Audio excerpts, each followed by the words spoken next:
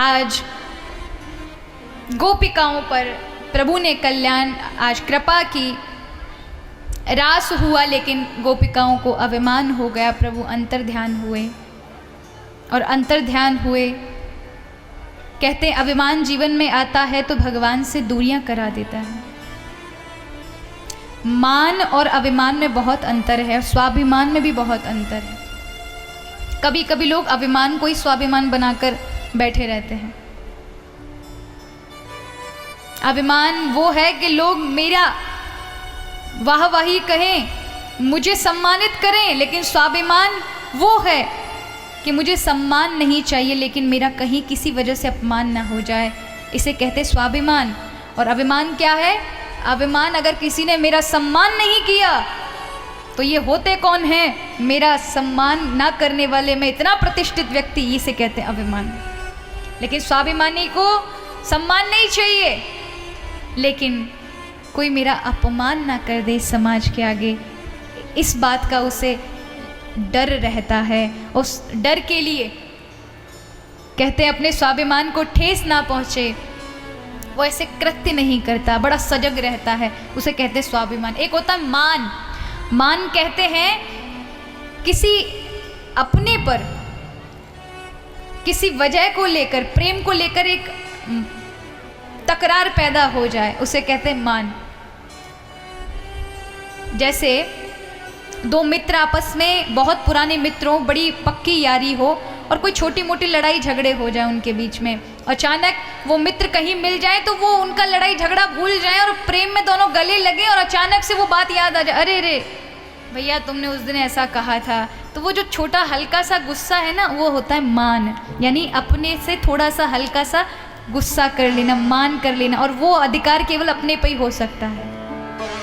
कहते हैं ना प्यार में अपने को डांटना, तो वो ऐसा नहीं कि क्रोध कर रहा है, अपना हक जता रहा है, वो मान।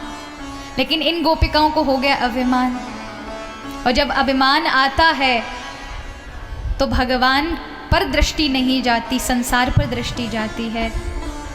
तो यहाँ पर अभिमान इन गोपिकाओं को हुआ, प्रभु अंतर्ध्यान हुए। तब गोपिकाओं को पता चला भगवान तो भगवत कृपा से मिले थे, हमने अभिमान करके भगवान को गंवा दिया। तब इन गोपिकाओं ने 19 श्लोक में एक गीत का निर्माण किया। वैसे सुखदेव जी कहते हैं ऐसे असंख्य श्लोक थे, लेकिन मैंने उनमें से 19 श्लोक निकाल करके उसका संवाद तुम्हें सुनाया है परीक्षित। तो गोपी गीत का निर्माण किया जो भाव और रस प्रधानता देने वाला है, भगवान से तुरंत मिला देने वाला है। आज गोपी रो पड़ी और कहने लगी, अरे कन्हैया, मानते हैं कि हमें वो गुण नहीं जो आपको प्राप्त कर लें, लेकिन आप तो दयालु कहे जाते हो। ये ब्रज धन्य हो गया, आपने इस पर अवतार लिया, हमें धन्य कर दिया, हमें सेवा का मौका दिया, क्योंकि यहाँ तो लक्ष्मी भी सेवा करना चाहती है, आपने उसे बैकुंठ में ही बिठा रखा है। यहाँ ब्रज में वो झाड़ू लगाने का काम करना चाहती है कि मुझे बस छोटी मोटी सेवा दे दो, बस ब्रज में बुला लो, पर आपने उस लक्ष्मी को भी वो अधिकार नहीं दिया जो हम ब्रजवासियों को दिया है, अपनी सेवा का। आज गोपी कहती है, विखन सारथि तो विश्वगुप्त है। आज समग्र सृष्टि को नंद किशोर, नंद के लाला के रूप में दृश्य दे रहे हो, अंतरात्मद्रकः, लेकिन आप जगत में सबकी आत्मा में निवास करने वाले हो, तो क्या हमारी बात जानते नहीं? आज आप हमें छोड़कर चले गए, माना कि किस जीव में अवगुण नहीं है, लेकिन जीव आपके लिए ही तो संसार में आपको पाने के लिए आता है, आपसे प्रेम करने के लिए आता है। जब आप मिल गए तो फिर आप हमें अब क्यों वियोग दे रहे हैं? रोने लगी। कहते उनकी मन की जो वासनाएं थी भगवान से कुछ प्राप्त करने की, भगवान को प्राप्त करने की, पति रूप में पाने की, वो वासनाएं भी धुल गईं। आज रो पड़ी और रोने से मन का कलुष मिट गया। कहते हैं जब आप प्रभु के समक्ष रो पड़ते हैं तो मन का मैल हट करके शुद्ध मन हो जाता और उस मन से की हुई प्रार्थना प्रभु स्वीकार कर लेते हैं। और आज इन गोपिकाओं ने इति प्रगायन्ता प्रलपन्तश्च चित्रिदां रुरुदो स्वरम राजन कृष्ण दर्शन लालसा। सारी वासनाएं रो रो कर धुल गई। आप कभी हिमालय जाइएगा और उनके बीच में जब आप जाओगे ना महाराज, तो उस बनाए हुए उन पर्वतों के बीच में आप एक चींटी की भांति दिखाई पड़ेंगे। वहाँ ना आप करोड़पति रहेंगे, ना वहाँ खरबपति रहेंगे, वहाँ एक मामूली जीव की तरह हो जाएंगे। ये जो लोग हिमालय आदि जाते थे, योगी जन संत जन, क्यों? जिससे अपने आप का परिचय कराती हैं ये कंदराएं, ये प्रकृति जब वहां जाते हैं तो दिखाती है कि तुम्हारा स्वरूप क्या है। वहां की ऊर्जा उन्हें आकर्षित करती है।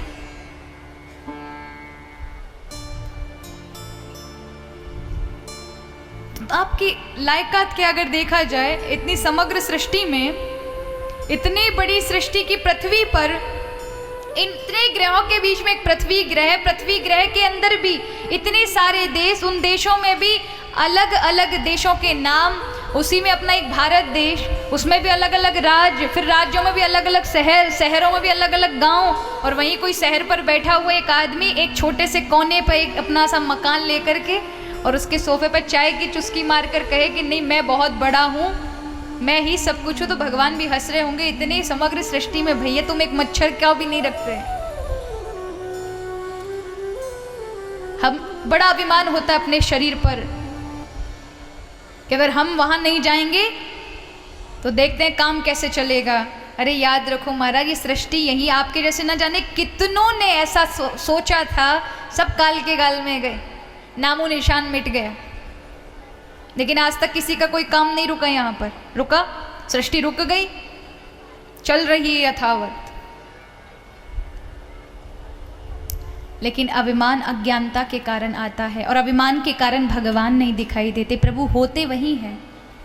लेकिन आज गोपिकाओं का पर्दा उठा, भगवान सामने दिखे, तो फिर महारास घटित हुआ, जिसमें महादेव जैसे भी वशीभूत होकर दौड़ पड़े। आइए हम भी चलते हैं, सभी बैठे बैठे तालियों की सेवा करते हुए अपने अंदर महाराज घटित करेंगे, क्योंकि गोपी कहीं गई नहीं है, गोपी घर में बैठ करके भगवान के उस रास का खुद आनंद ले रही है, समाधि में बैठी है।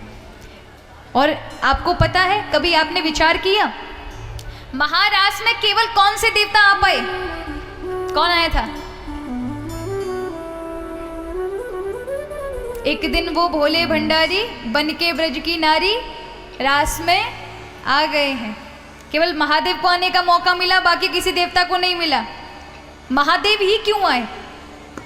क्योंकि समाधि के और हमेशा समाधि में रहने वाले, लीन रहने वाले और ध्यान में लीन रहने वाले कौन हैं?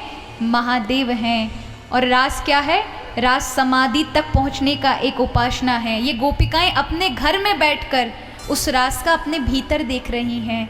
यानी जब इंद्रियां आत्मा रूपी कृष्ण से मिलने के लिए, ये इंद्रियां बाहर की ओर नहीं भागती, भीतर की ओर भगवान को जानने का प्रयास करती हैं, और जब पहुंचती हैं भगवान के नज़दीक तो उस आनंद में खो जाती है और व्यक्ति को समाधि लग जाती है। ना उसे भूख लगती है, ना प्यास लगती है, उस अंतर मन आनंद में खोआ रहता है, उसका नाम है रास।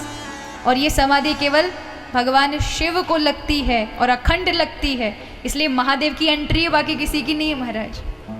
रास रचो है, रास रचो है, यमुना किनारे महारास रचो है, रास रचो है, रास रचो है, यमुना किनारे महारास रचो है। राधा नाचे, कृष्ण नाचे, नाचे गोपीजन, राधा नाचे, कृष्ण नाचे, नाचे गोपीजन, हम भी नाचे, तुम भी नाचो, नाचे सभी जन, हम भी नाचे, तुम भी नाचो, नाचे सभी जन, क्योंकि मन मेरो बन गयो सखी रे पावन वृंदावन। हाँ हाँ हाँ, मन मेरो बन गयो सखी रे पावन वृंदावन। हे रास रचो है, रास रचो है, यमुना किनारे महारास रचो है, रास रचो है, रास रचो है, यमुना किनारे महारास रचो है। हे महारास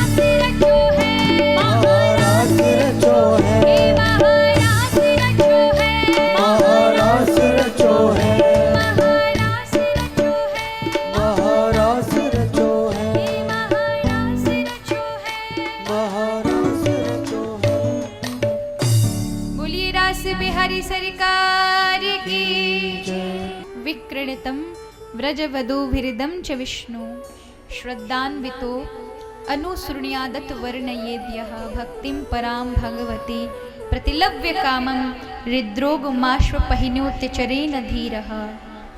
मतलब जो इस रास की कथा को श्रवण करता है उसके जीवन से काम वासना दूर दूर तक भाग जाती है।